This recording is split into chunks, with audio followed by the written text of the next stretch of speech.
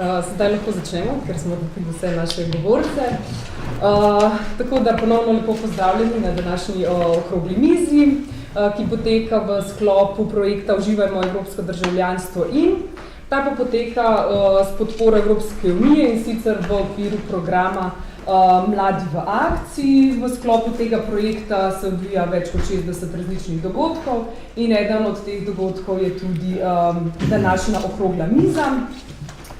Torej, če smo se prejšnji teden, če morda kdo se udeležil okrogle mize prejšnji teden, smo se pogovarjali o izzivih ukrajinske krize. Danes pa se bomo pogovarjali o novem vodstvu Evropske unije, saj bo 400 milijonov volivcev v Evropski uniji med 22. in 25. majem odločalo o tem, kdo bo sprejemal odločitve v Evropski uniji. Izvolili bodo 751 poslancev Evropskega parlamenta, ti pa bodo na to imeli zadnjo besedo o tem, kdo bo predsednik Evropske komisije. V Sloveniji bomo na volišča odšli v nedeljo 25. maja. Evropski parlament je edina ustanova, ki izraža neposredno politično voljo Evropejk in Evropejcev. Za Slovenijo bodo to že tretje volitve za Evropski parlament, odkar je Slovenija 1. maja 2004 vstopila v Evropsko unijo. Volivci in volivke bodo izbrali 8 kandidatk oziroma poslank in poslancev, ki bodo slovenski predstavniki v Evropskem parlamentu. Poslanci Evropskega parlamenta so zastopniki ljudstva. Izvoljeni so na neposrednih volitvah, ki potekajo vsakih 5 let. In parlament je skupaj s Svetom Evropske unije najpomembnejše zakonodajno telo Evropske unije. 3 glavne naloge Evropskega parlamenta so, da po razpravi skupaj s Svetom sprejme predloge zakonov Evropske unije, da nadzoruje druge evropske institucije, zlasti Evropsko komisijo in preverja demokratičnost njihovega delovanja in da po razpravi skupaj s Svetom sprejme proračun Evropske unije. Najprej bi še povedala, da napovedani kandidati, ki naj bi danes z nami bili, se opravičujejo, ker niso utegnili priti, ampak nič hudega, dobili smo nove super govorce, tako da bi jih kar lepo pozdravila in predstavila. Danes je z nami gospod Patrik Vlačič, je doktor pravnih znanosti, zaposlen na Univerzi v Ljubljani in predava na Fakulteti za pomorstvo in promet ter Fakulteti za strojništvo. Pot ga je politiko zanesla leta 1995, ko je postal član Socialnih demokratov, bil je tudi občinski svetnik občine Piran, član predsedstva Socialnih demokratov ter med leti 2009 in 2012 pa je bil tudi podpredsednik stranke. Leta 2008 je bil izvoljen v Državni zbor Republike Slovenije in istega leta postal minister za promet v vladi Republike Slovenije pod vodstvom predsednika vlade Boruta Pahorja. Funkcijo ministra je opravljal do leta 2012. Tokrat pa kandidira za poslanca v Evropskem parlamentu na listi Socialnih demokratov in stranke Evropskih socialistov. Naslednji z nami je gospod Franc Popovič. Je diplomirani agronom, do leta 1998 je uspešno razvijal družinsko podjetje. Decembra 1998 je bil nato prvič izvoljen za župana občine Krško. Po lokalnih volitvah 2002 pa je začel svoj drugi županski mandat, leta 2006 tretji in leta 2010 četrti mandat. Državni zbor je bil prvič izvoljen leta 2008. Predsedoval je odboru Državnega zbora za kmetijstvo, gospodarstvo in prehrano, bil je tudi član odbora za gospodarstvo in odbora za lokalno samoupravo ter član komisije za peticije in pritožbe. Na državnozborskih volitvah leta 2011 je kandidiral na listi SLS, s potrditvijo poslanskega mandata pa mu je seveda avtomatično prenehala tudi županska funkcija. Je pa 2. marca 2013 na kongresu postal 7. predsednik Slovenske ljudske stranke. Tokrat kandidira za poslanca v Evropskem parlamentu na združeni listi NSI in SLS. Združena lista. In z nami je še gospod Anže Logar, je magister državne uprave in evropskih študij. Najprej se je preizkusil kot produktni vodja v marketingu oddelku SKB banke.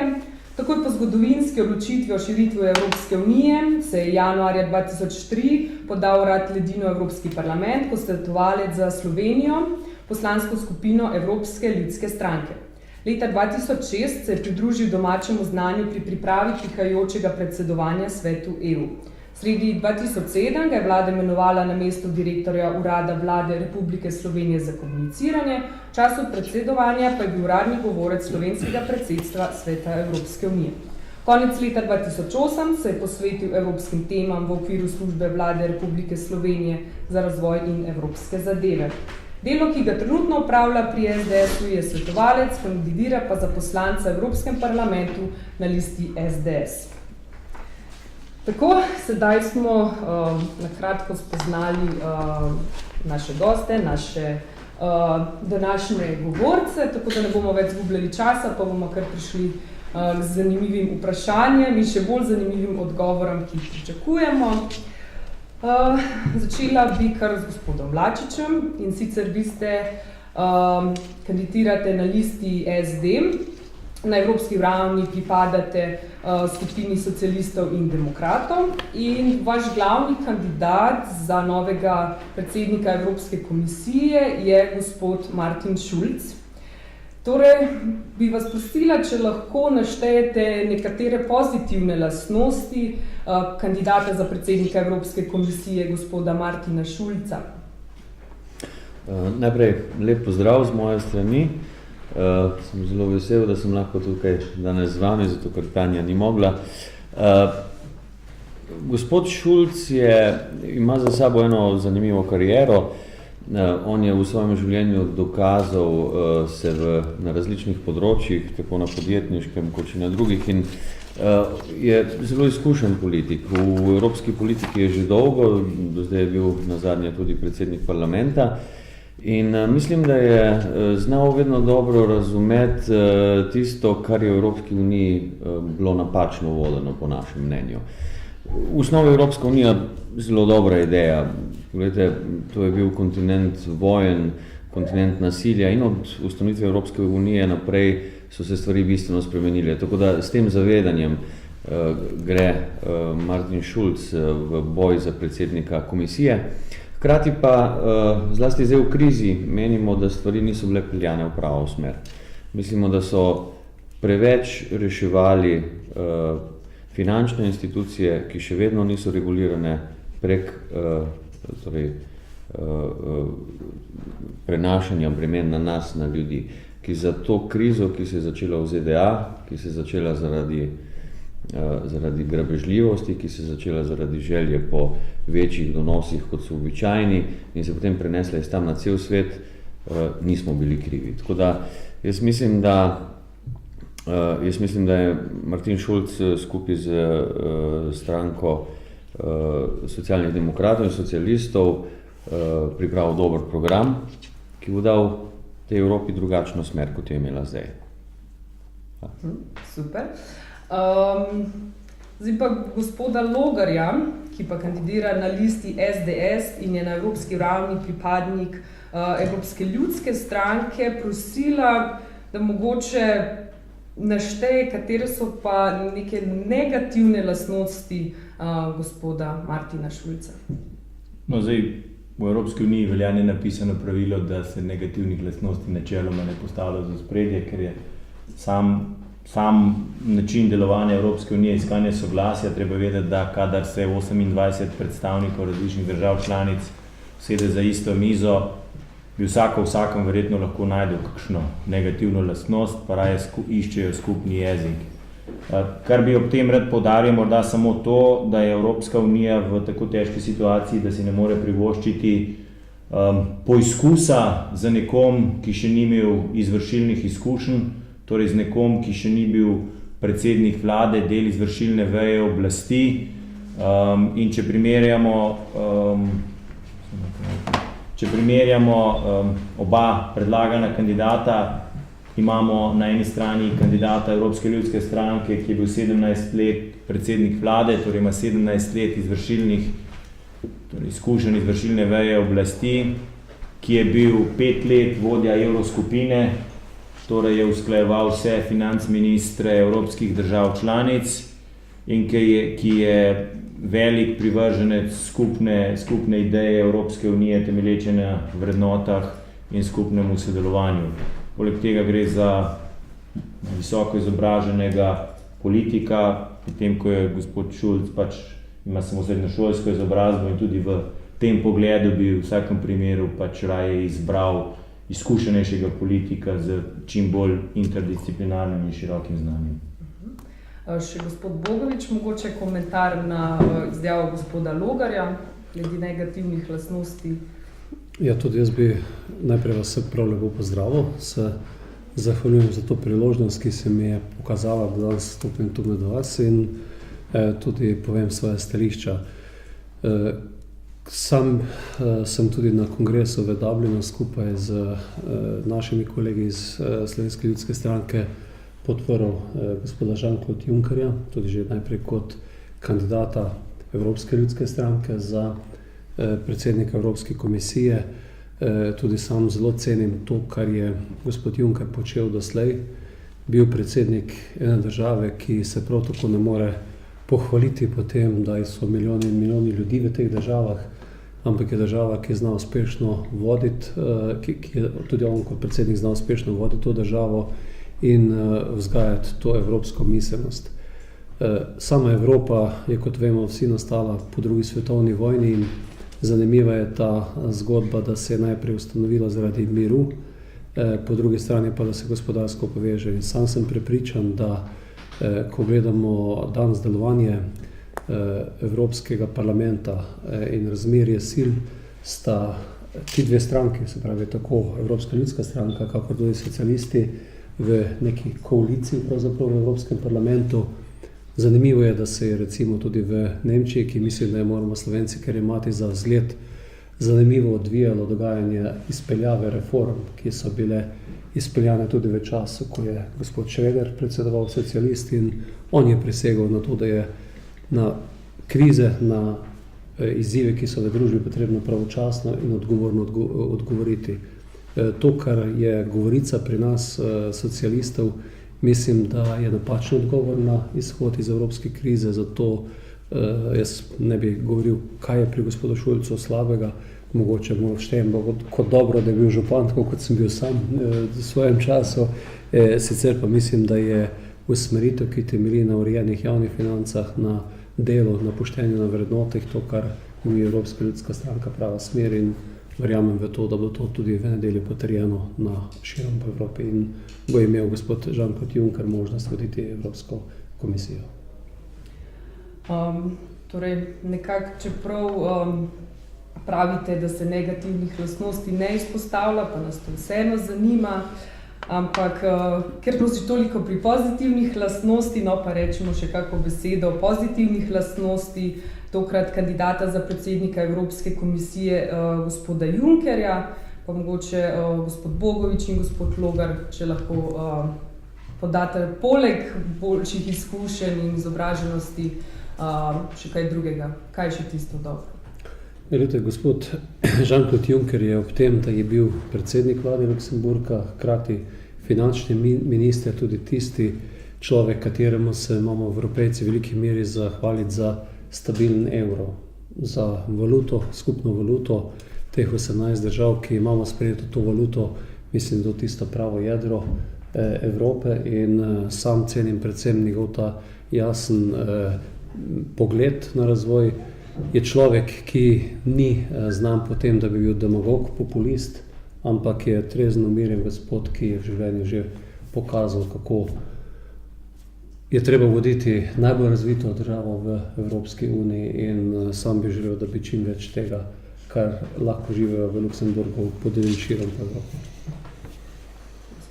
No, mogoče ob naštetih pozitivnih lastnostih še ta, da je bil gospod Juncker izvoljen na demokratičen način na kongresu Evropske ljudske stranke pred pričetkom same kampanje, kjer je prejel močno večino, kar pomeni, da ima trdno podporo strani članic Evropske ljudske stranke kot predsedujoči Svetu Evropske unije, kjer je Luksemburg zelo kakovostno predsedoval, pa se je izkazal tudi kot človek, ki je sposoben iskati kompromisov za skupno dobro in iskati rešitve ki jim prisluhnejo tako leve, desne, liberalne kot mešane vlade.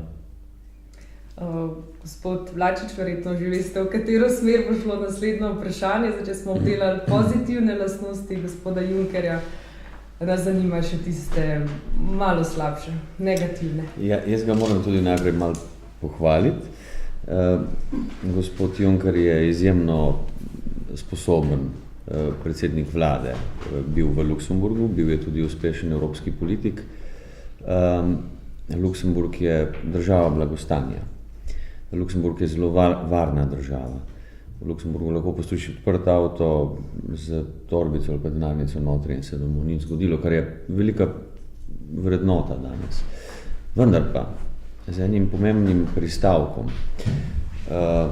In to je tisto, kar mene koliko moti. Namreč Luksemburg je ustvaril bogatstvo seveda s spretnostjo Junckerja, pravzaprav s tem, proti čemur se socialni demokrati v Evropi borimo. Juncker je ustvaril državo, ki ima bančno tajnost.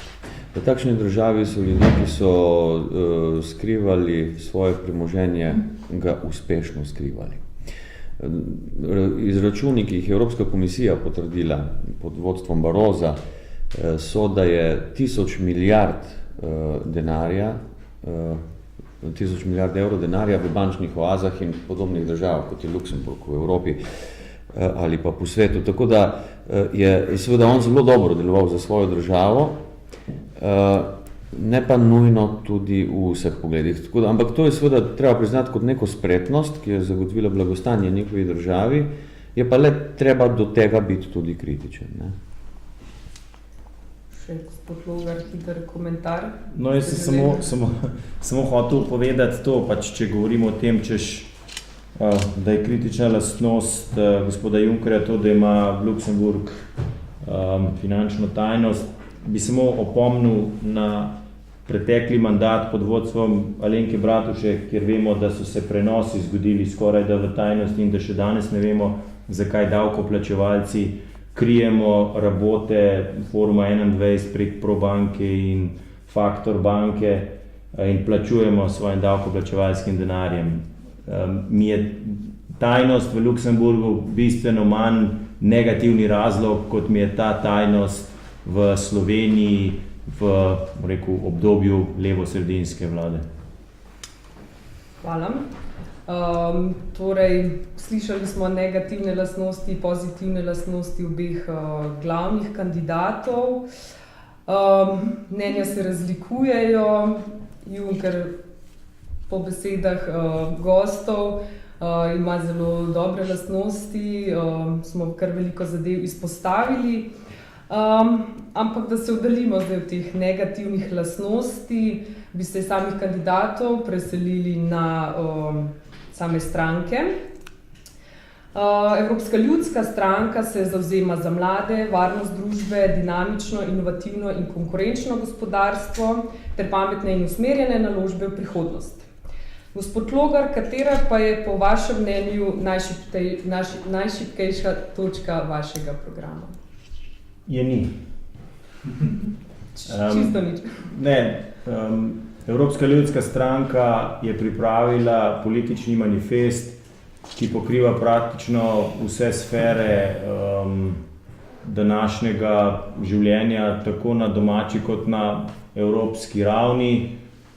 Šli smo celo tako daleč, da smo zapisali, da naj se z nacionalnimi temami ukvarja domača država, zgolj velike teme, torej tiste, ki jih ne more reševati vsaka država posebej, naj se rešujejo na ravni Bruslja. To je bistveni korak naprej v primerjavi z manifestom leta 2009, kjer je nekako veljalo, da bi čim več vsebin prenesli na raven Evropske unije, glede na makroekonomsko situacijo in glede na to, da je kriza zarezala vse države članice in da je Evropska ljudska stranka pravilno in pravočasno zaznala, da je reševanje te krize v prvi meri ingerenca držav članic in torej, da države s sposobnimi vladami znajo reševati težke gospodarske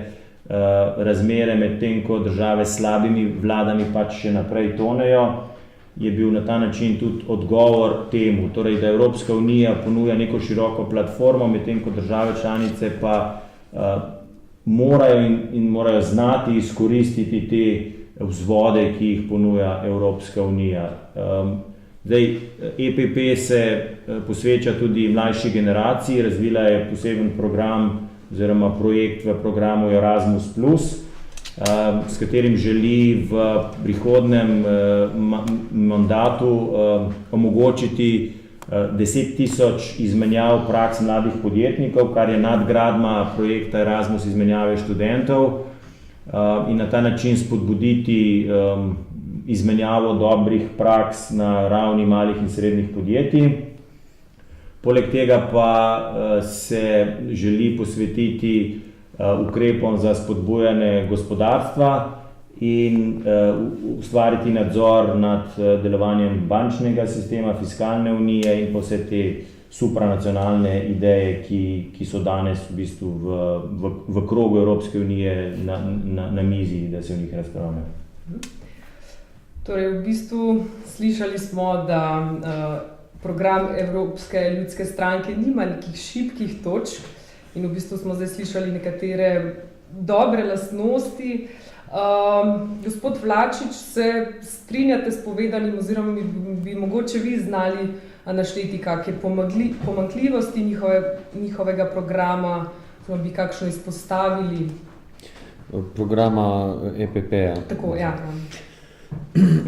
Zdaj, jaz sem tudi že toliko dolgo v politiki, da veste, pri programih je običajno težko govoriti, da ima slabe točke. Programi so eni seznami želja in obljub in je tudi prav tako. Program je želja, ki jo želiš doseči in je tisto, kar izkazuje pravzaprav potem tvojo pot. Kar meni ni všeč v programu EPP-ja, je pač tisto, v kar jaz vrednotno drugače verjamem.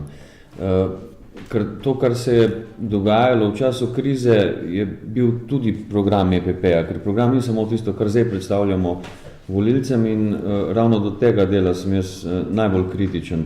Zdaj, že zgodovina nas uči, da takšno ravnanje v krizi, kot si ga je privoščilo vodstvo EPP-ja v tej krizi, ni prineslo rezultatov.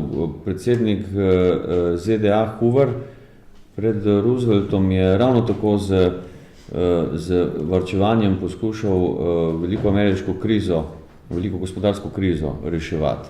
To se je izkazalo za izjemno neuspešen način.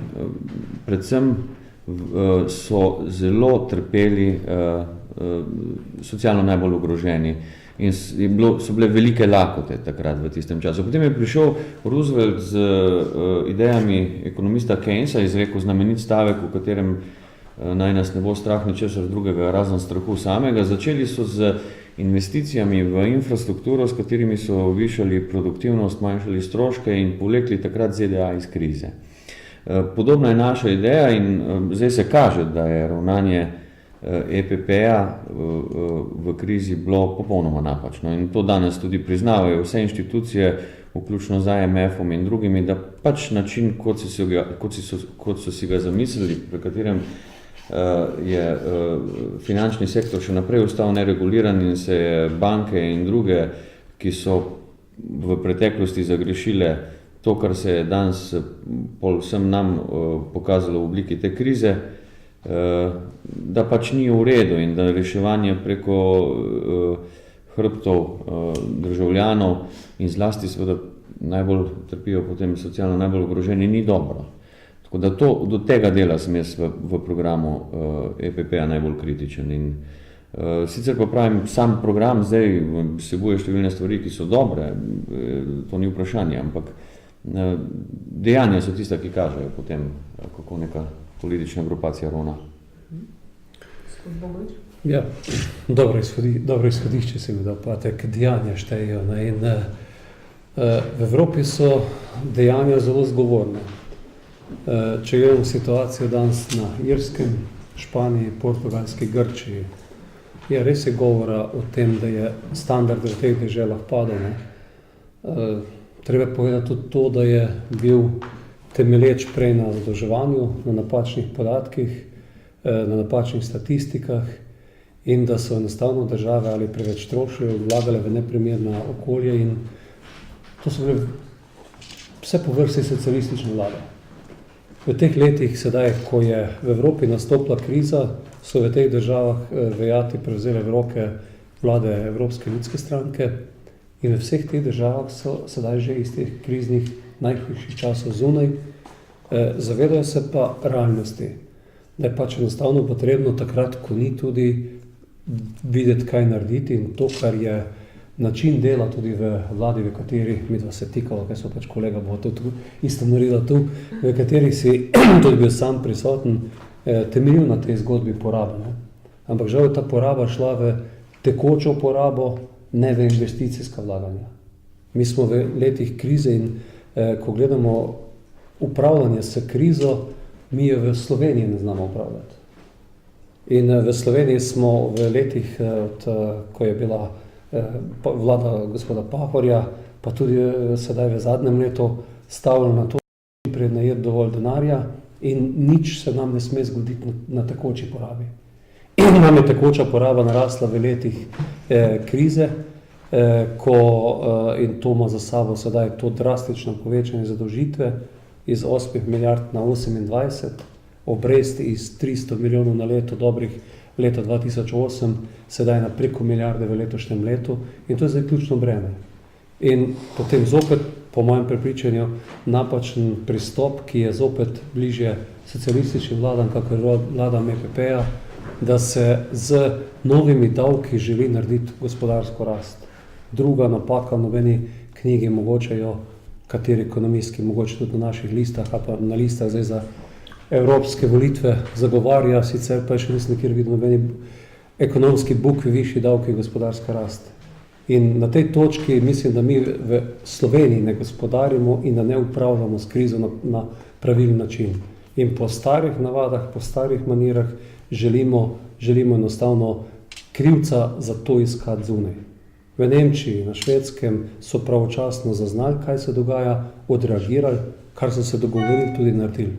In ko ste govorili o slabosti, ki jih ima naš program, jaz mislim, da je ena in edina po moje slabost, da je to realističen program, ki je v tem trenutku napadan strani populistov in pa evroskeptikov. In mi intenzivno delamo na tem, da bi bil rezultat tudi v Sloveniji in tudi sicer za stranke Evropske ljudske stranke čim boljši, kajti če zapademo v demagogijo in po populizem, zgubljamo na daljši rok. To se nam dogaja v Sloveniji. Nekdo je v Sloveniji dejal, da bo zagotovil 1000 evrov pokojnine. Ne vem, na čigavi osnovi. Nekdo je rekel, da bo 1000 evrov poprečne oziroma minimalne plače. Minimalne plače. In v tem delu jaz mislim, da ta naša slabost, da dejansko govorimo realni jezik, vendar pa mislim, da to predvsem odraz odgovornosti Evropske ljudske stranke in če ne bomo tako odgovorno začeli ravnati tudi doma, bo zelo hudo. Je pa res to, da v Evropskem parlamentu ob tem, ko zdaj govorimo o drugačnih pogledih in pristopih, na koncu največkrat odgovornost za stabilno Evropo prevzameta ti dve grupaciji, se pravi socialisti in pa Evropska ljudska stranka. Podobno so to odgovornost prevzeli v Avstriji, v koaliciji, sedaj ima že drugi mandat v Nemčiji in če lahko tudi na ta domač teren stopim, glede na situacijo, ki jo imamo, jaz sem tudi tu realist in ocenjujem, da je situacija toliko resna, da vekolikor bo po teh predčasnih volitvah neka vlada, ki bo ali leva ali desna in bo tarča vseh, ki imajo čas, da jo napadajo in se suvajo, jo bo z lahkoto sesut. Ker enostavno situacija je toliko resna, da bomo morali, kot sem dejal zadnjič na taboru stranke, sneti maske, začeti govoriti realistični jezik in tudi kakšno resnico, ki ni najbolj ljuba, spregovoriti se, dogovoriti za njo ostati in mogoče potem mandatu dveh tudi državo spraviti v ene druge tirnice, kamor, kateri smo danes. Strinjam se. Hvala. Ta zadnji del. Okay. Jaz sem razumel za vse. Hvala za vaš odgovor, oziroma to, da ste poskušali najti tiste šibke točke. Seveda vsak program ima šibke točke, ima veliko dobrih lastnosti. Če nekako povzamem, realistični program je to, kar je program Evropske ljudske stranke in to naj bi bila tista šibka točka. Ne vem, zakaj je realizem šibka točka. Ne govorim kot šibka točka. Živeti v oblakih močna točka. Ja. Ne z besedami gospoda Junckerja to zaključim, kar je dejal en stavek, ki mi najbolj odzvanje še vedno iz kongresa Evropske ljudske stranke iz Dublina. On je dejal, da je socialna država in socialna politika, oziroma tako, da je situacija v Evropi preresna, da bi socialno politiko prepustili socialistom. Na prvi pogled malce kontradiktorni stavek, vendar je želel enostavno to povedati, kot tudi nekateri govorimo. Najprej je treba narediti, potem lahko deliš. In tisti, ki to počno, tam je tudi uspeh. Ne vem, irski predsednik vlade, tudi član Evropske ljudske stranke in njihov program je bil na primer pri socialnih pomočeh sledeč. Vsak prejemnik socialne pomoči mora upraviti na teden 20 ur družbeno koristnega dela in dobi 1 evro za uro upravljenega dela. Jaz mislim, da to je en tak resen program, ki bi pri nas od teh 130 tisoč brezposelnih vsaj 30 tisoč in vrgel maska z obraza in ker pač nekdo ne bi mogel na črno delati, bi nehal z fušom, pa bi prispeval za blagajno, ne pa da je zdaj čakal država. Jaz mislim, kar je tudi, če podrobno preberete tudi v knjigi Vrednote krščanske demokracije, sociala, ja, vendar ne lažna. In mi imamo v Sloveniji tega preveliko, tudi preveliko lažne sociale, ne vem, to so zgovorni ti primeri, ko ljudje z visokimi prihodki pripeljajo z dragim avtom otroka v vrtec, na koncu pa sem sam imel to priliko videti kot župan, da pa občina plačuje 100%, ker pač nima nekdo prikazanih prihodkov. In tu mislim, da imamo mi ogromno rezervo v tej državi in na tej točki so stvari, ki jih lahko tudi in jih moramo iz Evrope prenesti na slovenski prostor in več Evrope v Slovenijo in bomo bolje živeli. Predvsem se moramo mi evropeizirati, ne pa da bi sanjali po katerem drugem vzorcu, ki je prerastel in katerega smo že opustili. Ja.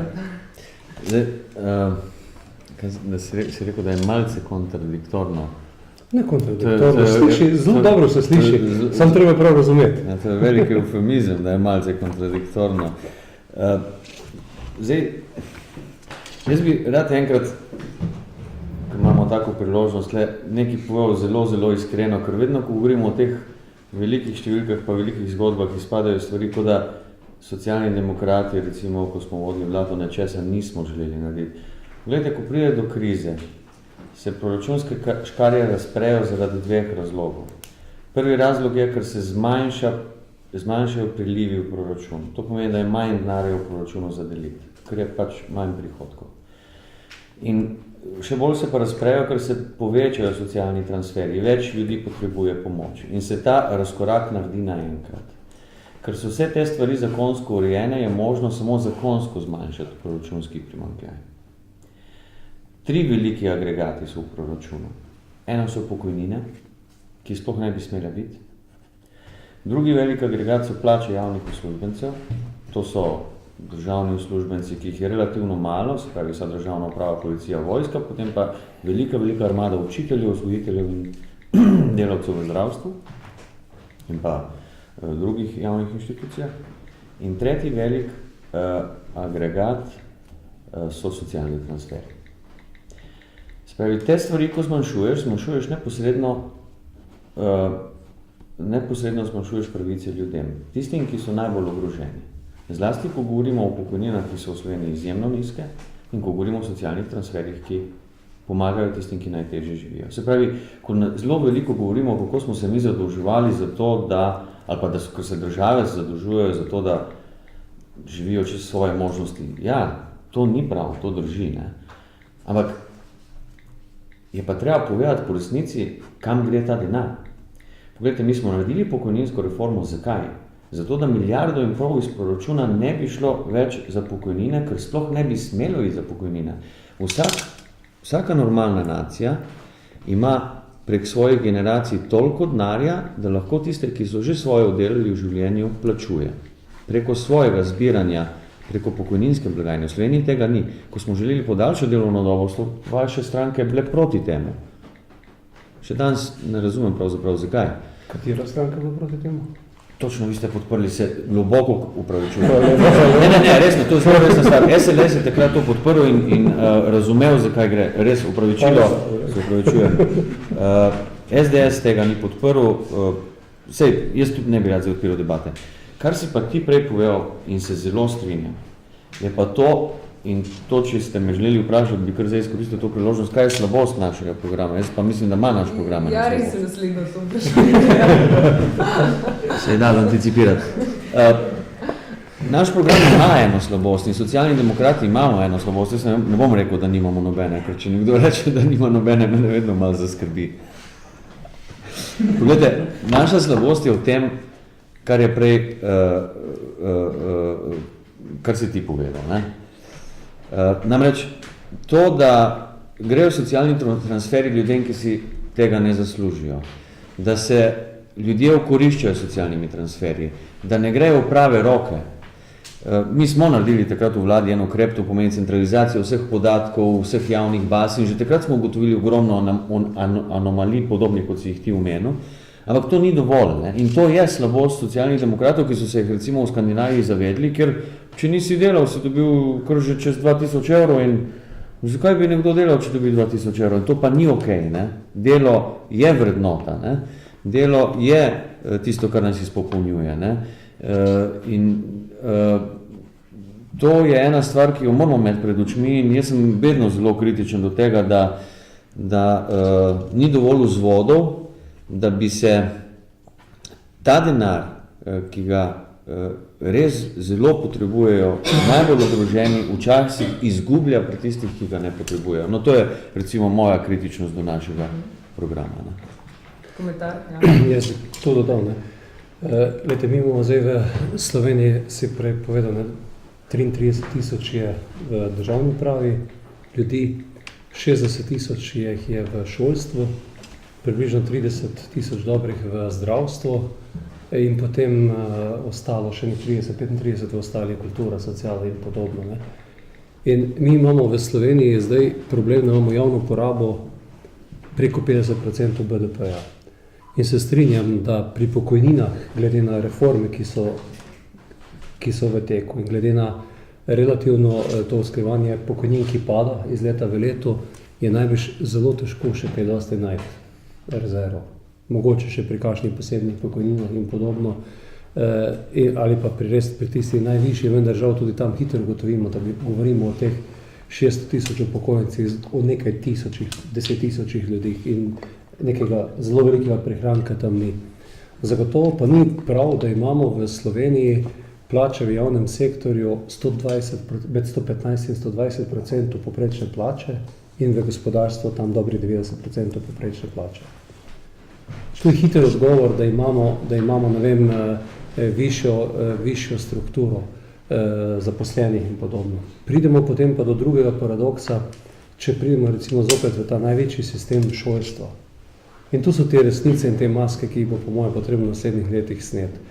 Najprej mi imamo otroško varstvo, kjer stane varovanje otroka od 400 do 500 evrov na mesec, se pravi od 5 do 6 tisoč evrov na leto. Zelo bogate standarde, kar se tiče prostora. 200 000 evrov stane en oddelek vrtca. Ko smo imeli 9 let, ko smo enostavno iz 22 otrok v oddelku znižali na 20 otrok. Mi smo v enem trenutku za 10% podražili otroško varstvo. Ko smo želeli popravljati to zadevo, je bil gospod Štrukelj, prvi sindikalist, zelo glasen in enostavno se je vlada ustrašila, pa tudi konec koncev paktirala na nek način za njim. Od tu naprej imamo šolstvo, potem osnovno šolstvo, pustimo ga na miru, približno smo si tudi z 9-letko previsoke standarde postavili, potem pride pa ključno obdobje po osnovni šoli. Mi večino otrok pošljemo v srednjo šolo z zelo jasnim ciljem, ambicijo, da niti ne vedo še, kaj bi počeli, ko bodo 20 in več let stari, ampak grejo zopet na študij. Mi vpišemo na leto 20 000 otrok razpišemo 20.000 mest na študij, za študij, generacija 20.000 otrok. 2 meseca nazaj smo bili, mesec pa pol nazaj v Stuttgartu, v deželnem parlamentu Baden-Württemberga, gostje nemškega CDU-ja, ki so 58 let vodili Baden-Württemberg, dokler niso začeli železniške postaje graditi, ampak pri šolstvu, kaj je pri njih? 40 do 45% mladih zaključi izobraževanje v starosti 18-19 let v njihovih tako imenovanih fachšulah, se pravi, da so fachmani, da znajo posel delati. In zadnji 2 leti šolanje je tako, da je 28 ur v delavnicah različnih zvrsti in 12 ur v učilnicah. Ko zaključijo 18-19 let stari, gredo v dokončanje svoje kvalifikacije na delovnem mestu. In tu mislim, da imamo mi velik problem in enostavno moramo v Sloveniji povedati, da nismo toliko krat bolj pametni od ostalih, ampak da je naše vpisno mesto na študij v bistvu del sociale oziroma, oprosti profesor, del profesorskega lobija, ki enostavno ne spusti sprememb. In če to damo takšne spremembe, če damo take spremembe, kot je rektor gospod Menzinger, tudi nikoli tega ne bomo spremenili. In to so te stvari, katere treba enostavno jim povedati, reči bob in enostavno vsak svoj posel delati. In v Nemčiji, da ne bo pomote, to so enako dobro plačani ljudje kot tisti, ki kakšno izobrazbo več naredijo. In mi imamo tudi te strukturne probleme. Ne vem, v Krškem sem bil, ker je energetiki veliko župan, 13 let smo ogromno vlagali v edino tehnično fakulteto v samostojni Sloveniji, ki je nastala kot javna, se pravi fakulteto za energetiko. Danes imamo pa tako situacijo, da univerza dobi kolač denarja in Mariborska univerza škrta do univerze v Krškem in naš študent dobi 3000 evrov na leto po glavi javnega denarja. Prej sem pa delal, da otrok stane v vrtcu pa od 5 do 6 tisoč evrov. In potem tu imamo mi te težave in za moje pojme, če bi vpisal, ne vem, 40-50%, tam 50-60% generacije in da bi zaključili na 3. stopni, pa jim da, ne vem, 6-7 tisoč evrov na študijsko mesto, da bo kvalitetno šolanje, da bo povezavi z gospodarstvom, tu so te rešitve. Tu so te realnosti, resnice, ki bo treba enostavno narediti in recimo Avstrija, Nemčija, te dežele, to funkcionira 100 na uro. Tu mislim, da je dokaz, ne vem, zgrešene konec tudi bolonjske reforme v šolstvu in tu moramo spremembe narediti in to doma narediti. Zopet doma prenesti po dobre prakse. No, sam en kratek komentar, zdaj spremembe bolonjske reforme še nekaj časa ne bo. Kar je pa dejanska težava, je pa recimo, če ostanemo na primeru šolstva, kjer gre 36% stroškov za plače v javni upravi, kar pomeni, da če kje varčuješ, je največji prihranek tukaj. Je državna uprava, ki se jo največkrat uporablja kot krešnega kozla, ima v globalu samo 9% celotnega kolača. Zdaj pa samo to, moja izkušnja, ko sem bil jaz v srednji šoli ali pa v osnovni šoli, nas je bilo 35 v razredu, pa se ne počutim prikrajšanega, pa se ne počutim nič manj, da bi imel manj kvalitetno izhodiščno točko za karierno in življenjski razvoj, medtem ko je danes ta številka bistveno manjša. Če smo imeli leta 2002 še 30-32 tisoč oziroma šolskih delavcev, jih imamo leta 2000, smo jih imeli 2014 55 tisoč.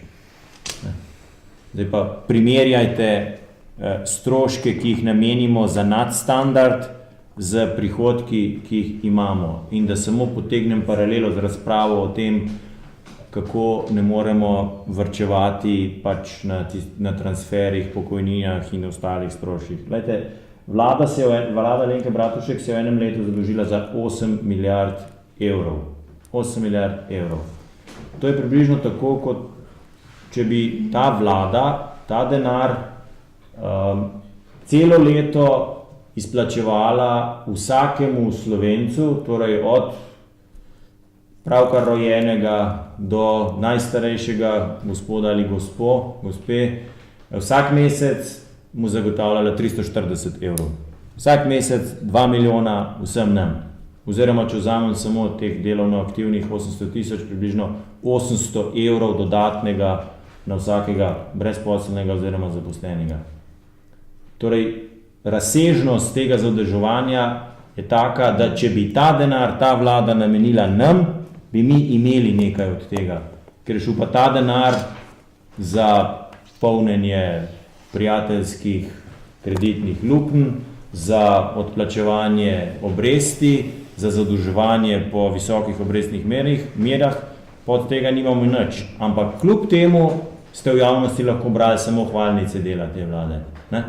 In dokler mi ne bomo v tej državi enkrat sprejeli enakih standardov, enakih normativov in enakih pravil za vse, toliko časa se bodo pametni ukrepi oponirali z te in one strani. Če jih bo pač predlagala opozicija, jih bo vladna stran negirala, če jih bo vladna stran negirala, jih bo opozicija negirala. In toliko časa Slovenija ne bo naredila tistega pomembnega in ključnega koraka, ki ga mora narediti.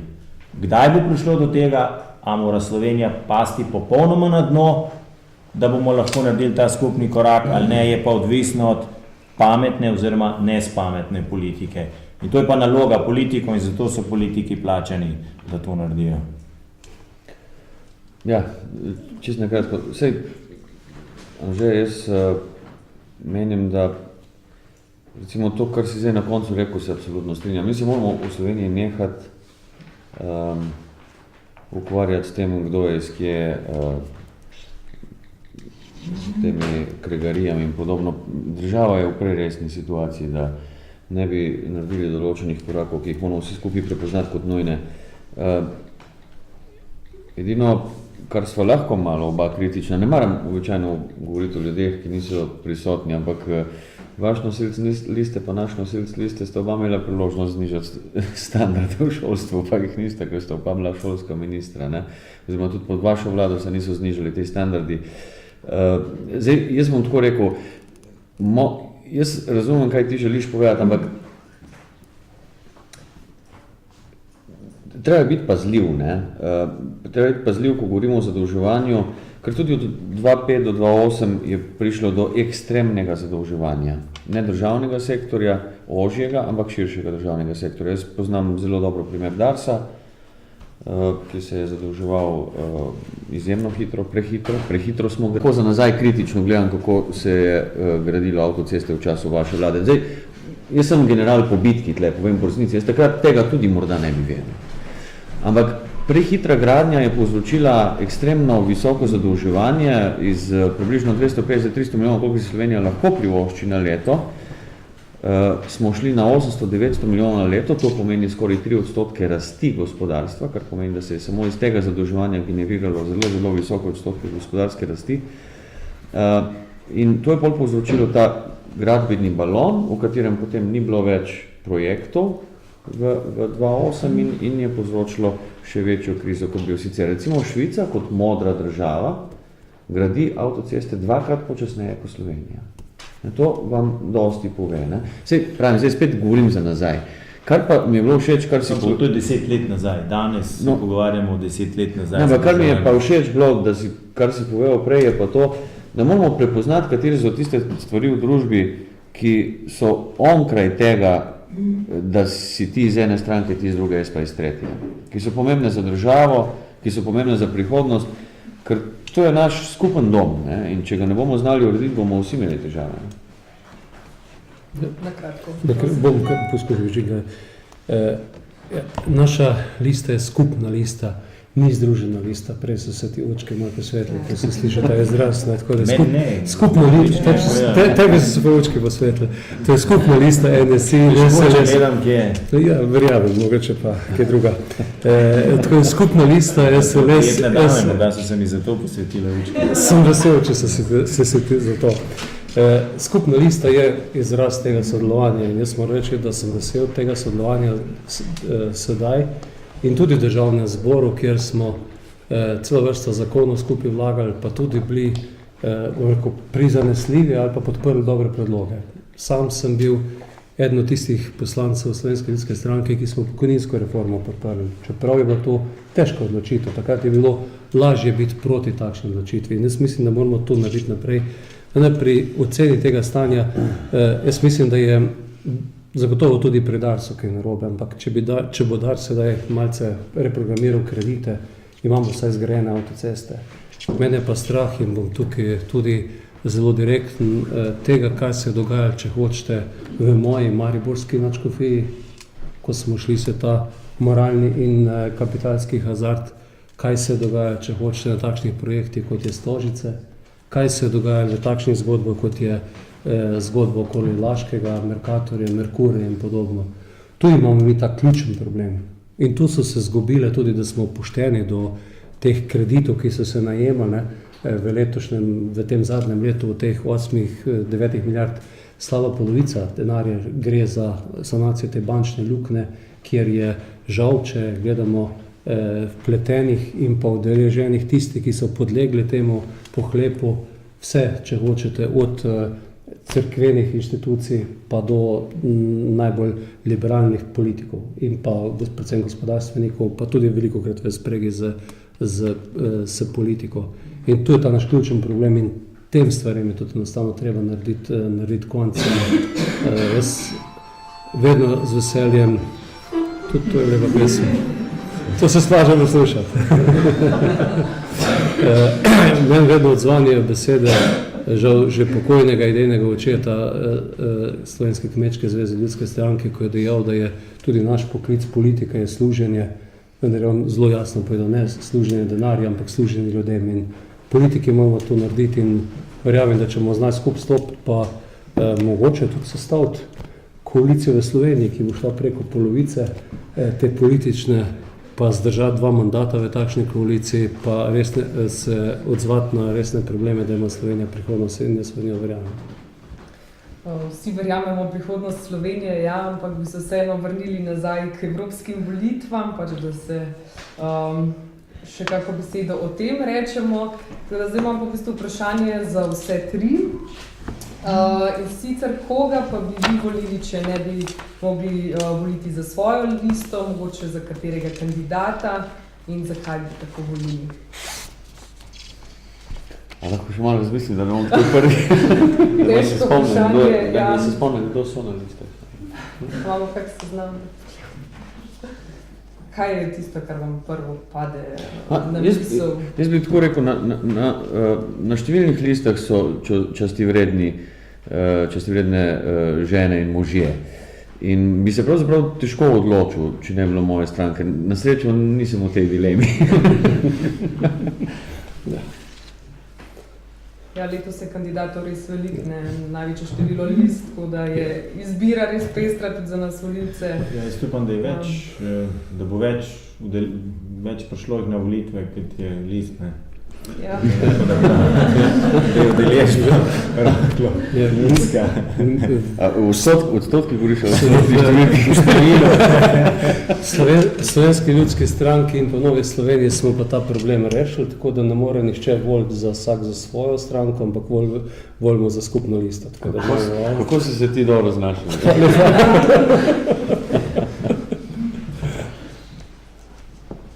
Še gospod Logar? Jaz mislim, da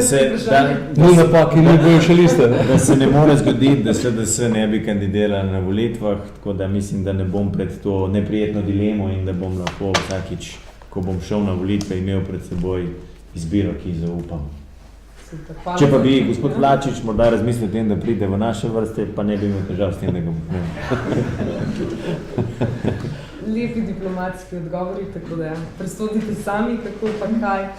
Zdaj bi pa v bistvu dala priložnost publiki, da zastavi kako vprašanje, kaj vas zanima za naše 3 goste. Skoristite priložnost, naslednji teden so volitve, smo že ta vikend, no. Že danes so in jutri. Ja. Ja, jaz sem že volil.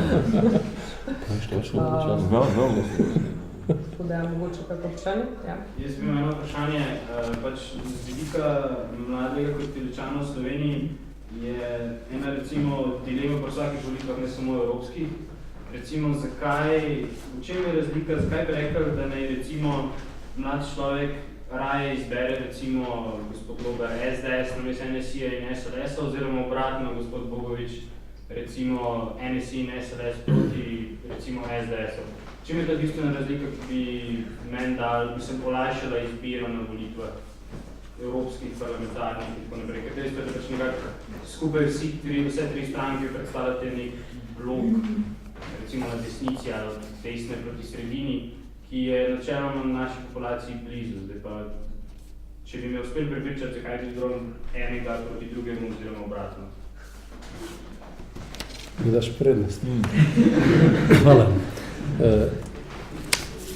Slovenski ljudski stranki in tudi v Novi Sloveniji, tudi v preteklosti res nikoli nismo imeli problem s tem, katere vrednosti prostor sodimo in v katero politično grupacijo sodimo.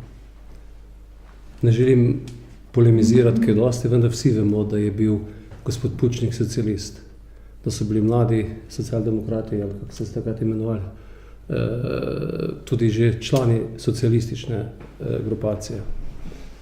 Mi smo bili tudi prvi člani Evropske ljudske stranke in zagotovo je delež tisti, ki, če smo zelo direktni, ki so kristjani tudi na tak način, da hodimo ob nedeljah maši ali pa da živimo to življenje v teh dveh strankah višji. Mi smo tudi eno dilemo, ki je dejansko med volivci teh naših dveh strank veliki meri tudi rešili v tem delu. S kolegico Novakovo sva od lanskega leta, ko sem postal marca predsednik stranke, zelo zgodaj sedela skupaj in o tem govorila. Konec lanske pomladi je bilo to, zdaj kmalu bo eno leto, kar sva ocenila, da je najbrž nastopil čas, da v teh dveh strankah naredimo to, kar kristjani naredimo na začetku svete maše. Najprej se zamislimo, kaj smo naredili narobe, zaprosimo tudi za odpuščanje za tisto, kar je bilo narobe narejenega z naše strani in na koncu odidemo z želji po nekem blagoslovu. Mi smo dobesedno tudi v našem članstvu, kjer smo leta 2000 razdelili neko skupno stranko, sedaj na terenu, ko smo iz dneva v dan med ljudmi doživeli zelo, zelo veliko podporo ravno temu početju, kaj sedaj delamo. Da enostavno se ljudem na vasi, tisti, ki so imeli dileme, za katero stranko me, če zdaj najprej gledam med SLS-om in NSI-om izbirati, so jim eno dilemo odpravili. Če gledamo na način dela, pa tudi na če hočete, mogoče tudi kulturo v politiki, mislim, da je navzven vidna neka razlika in mi stavimo na to, kar počnemo in verjamemo, da je tudi na tem nivoju priložnost za dvig podpore tema dvema strankama v prihodnje. Prvič bomo to doživeli nedeljo. Zdaj, SDS je tudi za mladega kristjana najbolj varna izbira, predvsem zato, ker je to stranka, ki ostaja načelna, ki ohranja svoja stališča skozi celotno dobo političnega udejstvovanja, ker je stranka z najboljšo ekipo, stranka z največ izkušnjami na mednarodnem parketu, nenazadnje je predsednik te stranke vodil svet uspešno in učinkovito, vodil svet Evropske unije. Tudi stranka, ki spoštuje vse sodelavce v političnem prostoru, ki svojega prijatelja ali nasprotnika nikoli ne ocenjuje kot ranjeno žival, ampak vse skozi ohranja enako stališče in enako pot in še nikoli ni svojim sodelavcem obrnila hrbet, so ji pa večkrat že njeni konkurentje, ko so pač začutili potrebo potem ali pa ko so začeli verjeti kakšni javnomnenjski raziskavi, hitro preskočili v kakšen drug tabor.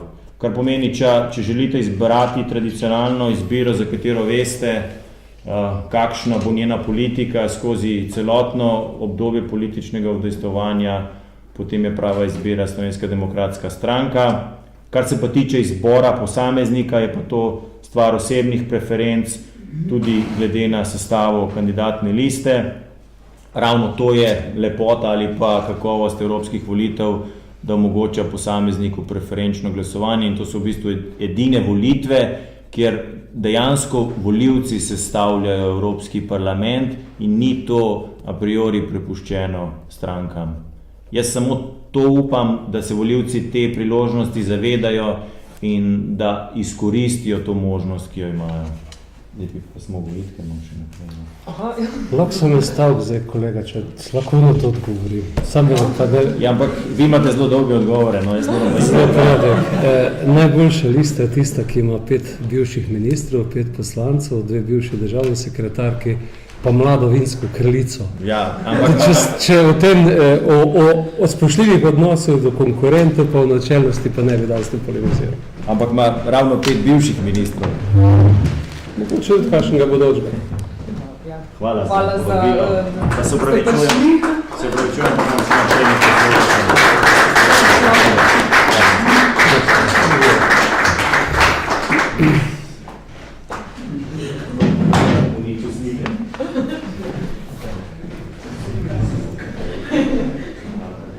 Bomo mi vseeno še malo nadaljevali, če ima mogoče še kdo kakšno vprašanje. A Za naše dva zdaj, ki gosta. je pa šel, ga pa bomo, ne?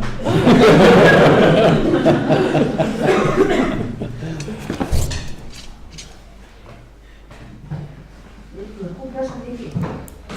Jaz smo govorili o tej bančni luknji, kako smo jo zapolnili v Sloveniji. Na račun davkoplačevalcev je rekel gospod Žbogar, ne? Na čigav račun, kako jo pa je zapolnila Evropska unija, pod sedanjem vodstvom v Španiji, Grčiji in tako naprej. A tam niso na račun davkoplačevalcev ali so? A lahko jaz, pa ne bom žleht, kar bom zdaj povedal. Nemške banke tudi na računu Slovenije, pa francoske, da se razumemo. Tisti prvi denar, ki smo ga vplačevali, smo ga mi vplačevali Slovenci za Grčijo, ampak ne za grške ljudi, za banke, nemške in francoske. In tle je treba biti kritičen do tega, kako je Evropska unija ravnala, ne. Tako se je začel ta mehanizem pravzaprav plačevanja denarja za države, ki so v težavah, vendar ne za države, ampak za plačevanje dolgov, ki so jih imele pri teh državah. Tako se je začelo. Danes pa obstajajo drugi mehanizmi, ki so bolj sofisticirani. Drugače pa vse države na svetu na račun davkoplačevalcev rešujejo več ali manj svoje banke. No, to tudi jaz mislim. Zato me to zdaj, kako gre skupaj to s poštenostjo in pravičnostjo, recimo gospoda Junkerja. Je to pošteno in pravično, da davkoplačevalci, ki niso krivi za bančno luknjo, da jo polnijo? To pa za gospoda govori. Ja, gledajte, najprej še samo paralelo, kako druge počno španski primer. Španija ima 40krat večjo ekonomijo kot Slovenija, 80krat večji bančni sistem. Za pregled španskih bank so plačali 32 milijonov, Slovenija 20 milijonov evrov. Mi smo šli tako daleč, da smo šli celo tistim, ki so vlagali denar v banke v obliku hibridnih obveznic podrejenega dolga, odzeli ta denar. V Španiji so pa dobili denar izpod 2% obrestne mere, mi pa plačujemo zdaj na koncu nekaj manj, prej pa okoli 5%.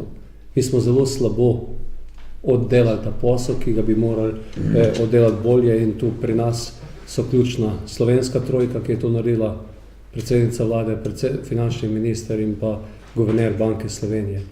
Glede tega odplačevanja, vrnem vprašanje nazaj, zakaj bi moral nemški davkoplačevalec plačati, ne vem, ali za grehe mariborske nadškofije ali pa Zorana Jankovića.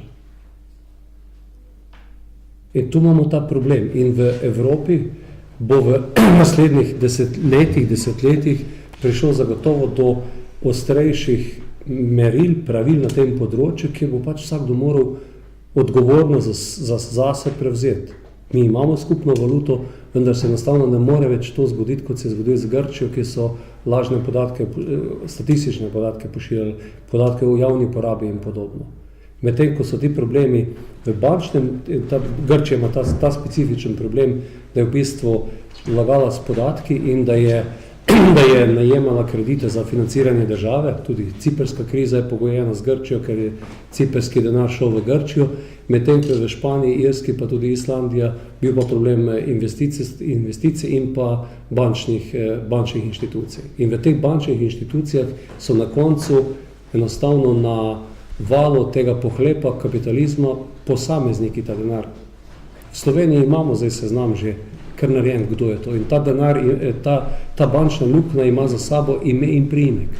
In tu v tej točki ni normalno pričakovati, da bomo imeli skupnost naslednjih 10-20 let, da ga bo nekdo v eni državi lomil, drugo pa za njega delo pa bančno luknjo plačeval. Na koncu pa je dejansko, ker je država prevzame jamstvo za takšne vloge in ker v takem sistemu, kot imamo pri nas, kot je državna last, na koncu pride skozi ta vložek del bremena davkoplačevalcev. Drug pa je problem, naprimer, zdaj pri nas v slabi banki. Mi smo želeli narediti to zadevo čim bolj transparentno. Pri nas imamo še zdaj vedno se slaba banka pogovarja, ne vem, če hočete z Petanom iz Term Čatež, kot z lastnikom. V resnici se mu je pa odpisal to kreditov oziroma je šlo na slabo banko. Se pogovarja za tisti in mi smo si predstavljali, da bo enostavno, če nekdo zapravi 70-80% kapitala razlastninjen in bo nekdo v njegovem pač prevzel to. In tukaj imamo mi zdaj problem zopet v napačnem, po mojem, menedžeriranju tega trenutka. In del tega dolga oziroma tega, kar bomo plačevali davkoplačevalci, bi bilo možno poplačati, če bi prevzeli to lastništvo, pa da bi prišlo v poštene roke naprej. In tukaj mislim, da imamo danes en velik problem, ki se uporabim izraz te politične burleske dogaja, je ključno, kaj se po moje danes dogaja v slabi banki, pa v Ljubljanski banki in kaj še bomo zvedeli. In sam sem prepričan, da smo naša vlada, ki je padla začetku leta 2014, v veliki meri padla takrat, ko je začel minister Šušteršič trkati na bančna vrata. In smo se nekaj časa kar odbijali od tistih vrat, pa nismo bili zapršili, pa so nas pa z ulice odgnali od teh vrat. Hvala za odgovore, gospod Vlačič in gospod Bogovič. Upam, da smo odgovorili na nekatera vaša vprašanja, da ste danes vedeli nekaj več. Tako da bi se vam zahvalila za vašo pozornost. Hvala, da ste danes prišli. Hvala gostoma za vaše odgovore. In na tej točki bomo zaključili z današnjo okroglo mizo in vam želim še lep večer naprej.